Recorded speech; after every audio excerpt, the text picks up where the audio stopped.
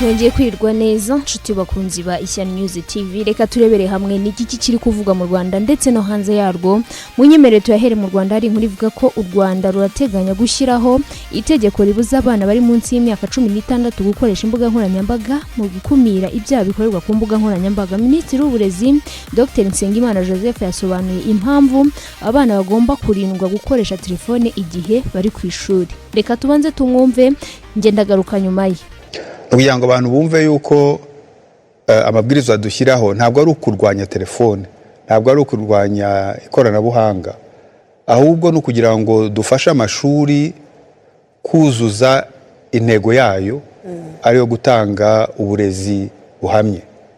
Iyo umwana atwaye telefone ku ishuri arangazwa na telefone kuko ashaka kuyirebaho ngo arebe umwandikiye, ngira ngo natwe abakuru akenshi ufite telefone ntabwo ubika kugeza igihe ari umuntu uguhamagaye, ahubwo mu kanya na kanya urareba ukavuga ati kandebe ko hari umuntu anyohereza message cyangwa wowe nawe ukohereza message. Rero tekereza umwana uri mu ishuri uri muri lesson, ubwo ngubwo agareba kuri telefone, mwarimu ariho ariruka kugira ngo amukure kuri telefone, umwana nawe ariho areba uburyo ayirebaho, ugasanga amasomo ntabwo atangwa nk'uko bikwiriye, bigatera uko kurangara. Ikindi nk'iyo abana basohotse mu kiruhuko, aho kugira ngo bakine baganire, ahubwo birukanyira kujya kuri telefone, ugasanga bigunze. Ugasanga rero ibyo ngibyo ntabwo bifasha muri development y'ubwonko bw'abana. Niyo mpamvu rero tubwira abana, ababyeyi, kugira ngo amatelefone abana niba banayafite bayasige mu rugo, bajye ku ishuri bige, bakurikira amasomo neza, hanyuma nibashobora kongera kureba kuri amatelefone yabo batashye. Uretse ko nabyo ngibyo tuza kubigarukaho tuganira muri kiriya gice cya kabiri. Ariko muri icyo gihe cyo ku ishuri ho aya matelefone rwose bakayasiga mu rugo. Ikoranabuhanga rirakoreshwa ku ishuri, hari ibikoresho biba biri ku ishuri.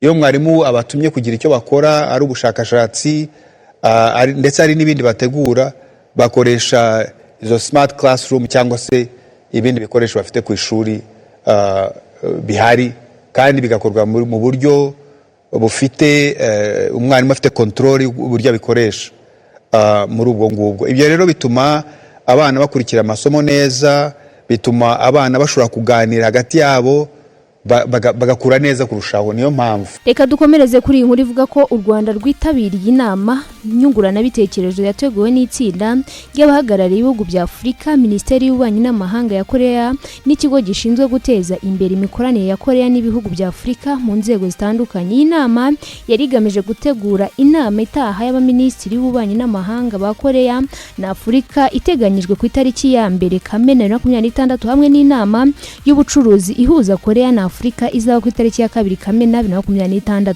Yabaye kandi urubuga rwo gusuzuma intambwe imaze guterwa binyuze mu gufatanya bw'impande zombi, guhuza ibyitezwe kuri izi nama zikomeye ziteganyijwe. Munyemerere kandi twekeze ku nkuru ivuga ko urugaga rw'abagenamigambi b'umujyi w'u Rwanda, Rwanda Abana Planners Institute, ruvuga ko abahanga mu igenamigambi bafite uruhare rukomeye ku kugeza igihugu ku ntego yayo yihaye rw'uko 70% ry'abatuye bagomba kuba batuye mu mijyi mu mwaka wa 2050. Ibi byagarutswe mu mahugurwa yabaye ku itariki ya 16 2026 yateguwe ku bufatanye n'ikigo cy'igihugu gishinzwe ubutaka. Kugeza ubu abatuye mu mijyi bangana 27.9% mu mwaka wa 2026, aho hagarutswe ku mbogamizi z'uko igenamigambi rihari ridashyirwa mu bikorwa uko bikwiye. Bitabiriye basaba gufatanya n'ingamba zifatika kugira ngo iyi ntego y'icyerekezo 2050 igerweho. Munyemerere mu Rwanda dusoze kuri iyi nkuru ivuga yuko abasore babiri bo mu karere ka Rutsiro batawe muri yombi bakekwaho uruhare rw'urupfu rwa mugenzi wabo bagiye kurobana ku kiyaga cya Kivu.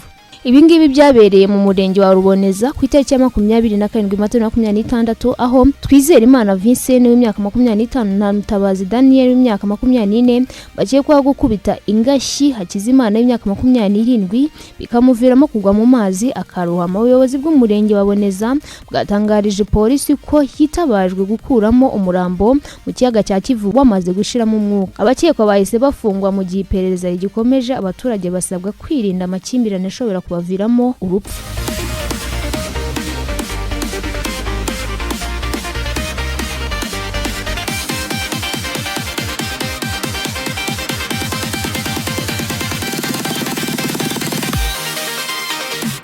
Reka twerekeze hanze y'u Rwanda. Hari inkuru ivuga ko intambara yo mu burasirazuba bwa Repubulika ya Demokarasi ya Kongo niyo yiganje mu makuru, ariko raporo y'inteko ishinga amategeko ya Repubulika ya Demokarasi ya Kongo yakiriwe na RFI igaragaza ko ibibazo biri ku mipaka ya Repubulika ya Demokarasi ya Kongo birenze kure cyane ibiri ku mupaka w'u Rwanda. Biravuga ko abasirikare ba Zambia bigaruriye uduce tubiri two mu ntara ya Tanganyika. Ubwo kandi imitwe yitwaje intwaro ya gisirikare yo muri Central Africa ikorera muri base Yure, mu gihe ingabo za Sudani y'Epfo zikunze kwinjira muri Hauri. Muriro na Moba ni uduce tubiri two mu ntara ya Tanganyika mu majyepfo y'urasirazuba bwa Repubulika ya Demokarasi ya Kongo. Minisitiri w'umutekano w'igihugu Irakomeje Shaban yagarutse kuri utwo duce mu buryo bwihariye imbere y'inteko ishinga amategeko mu kuboza gushize. Ubwe ingabo za Zambia zigaruriye uduce tubiri twa Kongo. Ntago ari ibintu bishya. Mu mwaka wa 2020 abasirikare ba Zambia bari bamaze kuzamura ibendera ryabo ku butaka bwa Kongo mu gace ka Muriro. Umuryango w'iterambere ry'ibihugu bya Afurika y'Amajyepfo SADC warabimenyeshejwe. Kinshasa yari yatangaje ko abasirikare bahavuye, none uyu munsi ikibazo cyongeye kuvuka muri raporo y'abadepite kandi nta gisubizo gifatika cyatanzwe nk'uko inkuru dukesha RFI ibivuga. Hagati aho umupaka wa Zambia ntabwo ari wo wonyine ufite iki kibazo. Raporo ya Sena yo muri Gicurasi 2025 nayo RFI yabonyeho igaragaza ubukana bw'iki kibazo. Ku rundi ruhande rwa Angola, ubwato bw'abarobyi b'abanyekongo buri gihe bufata ingabo za Angola zirwanira mu mazi. Ni nako inyishyamba z'umutwe wa FLAC uharanira ubwigenge bw'intara ya Kabinda ukunda gucengera muri Congo Central. Mu majyaruguru ku mupaka wa Central Africa, inyeshyamba za Sareka Antibalaka zikorera mu nkambi y'impunzi ya Beziyuri. Ingabo za Sudani y'Epfo kandi zivugwaho gucengera ahitwa Fradage zishaka inyeshyamba za SFA. Hanyuma mu burengerazuba hamwe Repubulika ya Demokarasi ya Kongo, amakimbirane arakomeje ku birwa binini n'ibirwa bito byo mu ruzi rwa Kongo n'umugezi wa Ubangi, cyane cyane muri teritwari Jeribeng. Munyemere kandi twekeze ku nkuru ivuga ko umutwe wa AFC 23 kwa kabiri tariki ya 28 Gashyantare washinjije guverinoma ya Repubulika ya Demokarasi ya Kongo kuba yaranze kubahiriza amasezerano yo guhererekeranya imfungwa impande zombi zari zimaze iminsi 10 zarasinyanye. Ku itariki ya 17 Mata 2026 nibwo abahagarariye impande zombi mu biganiro by'amahoro byabereye mu Busuwisi banzuye ko mu gihe kitarenze iminsi 10 hazarekurwa imfunga 311 za AFC 23 n'136 za leta ya Repubulika ya Demokarasi ya Kongo. Leta ya Repubulika ya Demokarasi ya Kongo na AFC 23 byagaragaje ko komite mpuzamahanga ya Croix Rouge ariyo yatanze urutonde rw'imfungwa zigomba kurekurwa hashingiwe ku masezerano yashyizweho umukono ku itariki ya 14 Nzeri 2025. AFC 23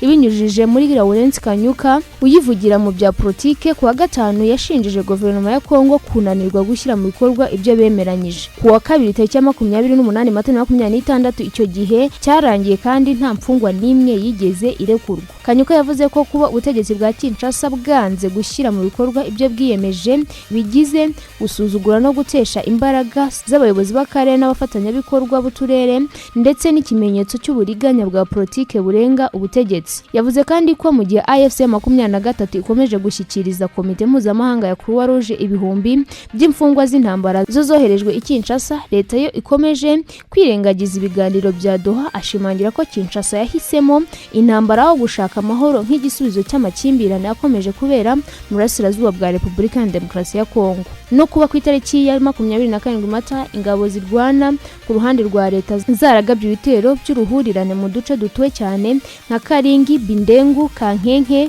muri Kivu y'Amajyepfo. Kanyuka yavuze ko ibi bitero byagabwe hakoreshejwe drone z'ubwiyahuzi zizwi nka kamikaze byakomerekeje abasivile ndetse binabateza ibindi bihombo. Yashinjije kandi ingabo za leta gutega ibisasu hafi y'ikibuga cy'indege cya Kavumu mbere y'uko ejo ku wa kabiri bibonwa n'abana bari barimo batashye. Umwe muri abo bana bishwe n'ibyo bisasu mu gihe bagenzi be bane babakomerekeye. AFC 23 yibukije ko ingabo za leta zikomeje gukoresha indege n'izintambara za drone n'imbunda ziremeye mu kurasa abasivile bigize icyaha cy'intambara no kwica amategeko mpuzamahanga yibanze agenga ibikorwa by'ubutabazi. Yashinjije leta kwica amategeko mpuzamahanga abuza ikoreshwa ry'abacanshuro aho abarwanyi boherejwe mu bice bitandukanye aho bafatanya urugamba na FDLR binyuranyije n'umusezerano wa Washington nk'uko Kanyuka yabivuze. Uyu mutwe wasabye abanyekongo guhuza nawo imbaraga mu rwego rwo gushyiraho iherezo imiyoborere mibi, ruswa, igitugu, imvugo z'urwango n'ubwicanyi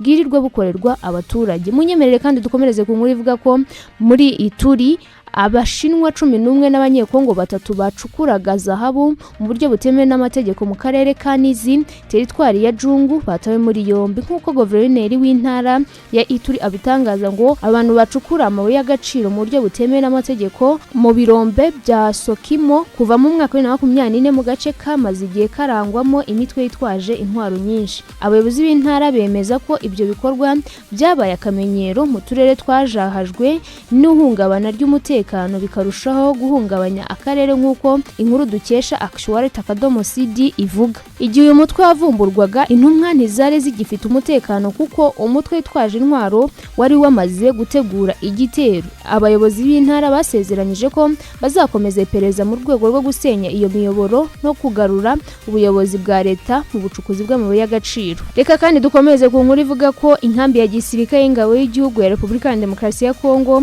yatwitswe kandi abasirikare 3 bicirwa mu mirwano yabaye hagati ya FRDC n'umutwe wa Convention pour Revolution Populaire CRP Ibimpo muri teritwari ya Jungu mu bitero birenga 50 uvuye muri Buniya. Nk'uko amakuru aturuka muri ako gace abitangaza ngo imirwano kuri uyu wa kabiri irakomeje kandi yinjiyemo n'inyeshyamba za Kodeko. Andi makuru agera kuri Kivu Morning Post aravuga ko hapfuye abasivile 3 bose n'abagore, ariko aya makuru ntaremezwa n'igisirikare. Ravuga ko kuva saa 9 za mu gitondo imirwano yari ikomeje hagati y'imitwe yitwaje intwaro kandi ibintu bikomeje kugenda nabi. Reka dukomereze mu gihugu cy'u Burundi, ari inkuru ivuga ko amakuru aturuka mu Burundi avuga ko ku cyumweru cya 26 Mata hageze indege nini yikoreye ibikoresho bya gisirikare n'intwaro zivuga ko zaturutse mu Bubiligi. Indege bivuga ko yageze ku kibuga cy'indege mpuzamahanga cya Bujumbura izanye ibikoresho bikomeye byifashishwa mu gisirikare, nubwo ibisobanuro birambuye ku byari biyirimo bitaratangazwa ku mugaragaro. Ibivugwa ko byari biri muri iyo ndege harimo intwaro nto ziremereye, ibikoresho by'itumanaho bya gisirikare n'ibindi bikoresho byifashishwa mu bikorwa by'umutekano. Hari abasesenguzi bavuga ko ibi bishobora kuba bijyanye no kongera ubushobozi bw'igisirikare cy'u Burundi mu kurwanya imitwe yitwaje intwaro ndetse irwanya n'ubutegetsi cyangwa mu guhungabunga umutekano w'imbere mu gihugu. Reka dukomereze kuri inkuru ivuga ko Perezida w'u Burundi Evariste Ndayishimiye yakoze impinduka muri guverinoma y'iki gihugu, yasizeho ahinduye ba minisitiri 3. Iteka rya Ndayishimiye ryo kuwa 28 Mata ryerekana ko Everine Butoyi wari umaze igihe ari ambasaderi w'u Burundi mu gihugu cya Zambia, Angola, Malawi na Zimbabwe yagizwe minisitiri w'itangazamakuru n'itumanaho. Butoyi wanigeze kuba umuvugizi wa Perezida wa Evariste Ndayishimiye yasimbuye mu nshingano zo kuba minisitiri w'itangazamakuru n'itumanaho Gabi Bugaga washyinguwe kuri uyu wa kabiri nyuma yo gusangwa mu gasozi yapfuye ku itariki ya 15 Mata 2026. Minisitiri w'ibikorwa remezo, imyubakire, gutwara abantu n'ibintu hamwe n'ibikoresho yagizwe Angeline Egide wasimbuye Daniel Nkuru wari wahawe izo nshingano muri Mutarama uyu mwaka. Dr Fidel Nkezabahizi we yagizwe minisitiri w'ubuzima asimbuye Lidiwayini Baradahana. Nkezabahizi yarasanzwe ari umuyobozi wa gahunda ishinzwe kurya neza. Ndayishimiye yakoze izi mpinduka nyuma y'uko mu cyumweru gishize yakoze impinduka mu nzego za gisirikare. Muri icyo cyumweru kandi ishyaka rya CNDD-FDD riyoboye u Burundi ryamugenye nk'umukandida ugomba kurihagarara mu matora y'umukuru w'igihugu ateganyije mu mwaka wa 2027, ndetse uyu mugabo ahabwa amahirwe yo gutorerwa kuyobora u Burundi muri manda ya kabiri. Reka dukomereze kandi kuri iyi nkuru ivuga yuko urukiko rukuru rwa gisirikare rwa Mikinge muri Kampala rwashinjije Brigadier General James Baringe Ruhesi hamwe n'abandi basirikare bakuru 3 bo mu gisirikare cya Uganda UPDF koresha nabi lisansi yagenewe gukoresha mu kazi bakayikoresha mu nyungu zabo bwite. Aba baregwa barimo Colonel David Otio Kidege, Major General Major Inosa Kigongo Mugunya. Abashinjacyaha bavuga ko hagati ya Nyakanga 2022 n'Ukuboza 2023 abo basirikare bakuru batwaye litiro zigera ku 270 za mazutu zigenewe gukoreshwa mu kazi muri Kampala na Jinja ku nyungu zabo bwite. Perezida w'urukiko Brigadier General Richard Tukacungurwa yatangaje ko ibyo bikorwa byahungabanyije imikorere binyuranyije n'ingingo ya mbere n'iya kabiri z'amategeko agenga UPDF. Nk'uko bigaragara ku rupapuro rwuzuye, amavuta yari agenewe ikigo cya Uganda Rapid Development Capacity Center hamwe n'ibindi bikorwa bya UPDF. Igihe icyaha cyakorwaga, Brigadier General Baringwe yari komanda wa URDCC mu kigo cya gisirikare cyitiriwe Hadari muri Jinja. Colonel Kidega yari umukozi ushinzwe ibikomoka kuri peteroli mu Agent Staff Logistics, mu gihe Major Mugumya yari umuyobozi ushinzwe gutwara abantu muri URDCC. Naho Kapiteni Kinyera akaba yari ashinzwe amasoko muri serivisi z'ubuzima za UPDF. Abasirikare bakuru ko ari 4 bahakanye ibyo baregwa. Ubushinjacyaha buyobowe na Colonel Rapadel Mugisha, Captain Alexi na Philip wa kabiri bwabwiye urukiko ko iperereza riri hafi kurangira. Brigadier General Katacungurwa yimuriye uru rubanza ku itariki ya 29 Gicurasi 2026 nk'uko iyi nkuru dukesha Triple Post isoza ibivuga. Reka dukomeze kuri inkuru ivuga ko kuri wa kabiri umuyobozi wa guverinoma y'igisirikare ya Mali Colonel Assimi Goïta yagaragaye bwa mbere mu ruhame kuva inyeshyamba zagaba igitero byahurijwe hamwe hirya no hino mu gihugu mu mpera z'icyumweru gishize. Arahirira kuri televiziyo guhagarika abagizemo uruhare. Kwa gatandatu, ishami rya Al-Qaeda muri Afurika y'Uburengerazuba n'umutwe w'inyeshyamba wiganjemo abakurage bibasiye ibirindiro bikuru by'ingabo za Mali ndetse n'ibice byegeranye n'ikibuga cy'indege cya Bamako, ndetse birukana ingabo z'Uburusiya zifasha ingabo za leta mu mujyi wa Kidali uherereye mu majyaruguru. Minisitiri w'ingabo wa Mali Sadio Kamara yiciwe mu bitero byo kuwa gatandatu. Goïta yari atarongera kugaragara kugeza ubwo kuri wa kabiri ushize nyuma y'isa sita ibiro bye bishyize ahagaragara amashusho ye ahura na ambasaderi w'Uburusiya Igor Gromoy. Mu butumwa video bwatanzwe kuwa kabiri, umuvugizi w'ishami rya Al-Qaeda muri Afurika y'Uburengerazuba Jamati yirase ibitero byo kuwa gatandatu maze avuga ko ari ukwihorera ku bitero by'indege zitagira pilote ndetse n'ibindi bitero byagabwe ku ngabo za Mali. Reka kandi dukomereze kuri iyi nkuru ivuga ko abatuye mu karere ka Gisoro baravuga ko bahangayikishijwe n'umutekano muke uterwa n'abarwanyi b'umutwe wa FDLR bambuka umupaka baturutse muri Repubulika Demokarasi ya Kongo. Abaturage bavuga ko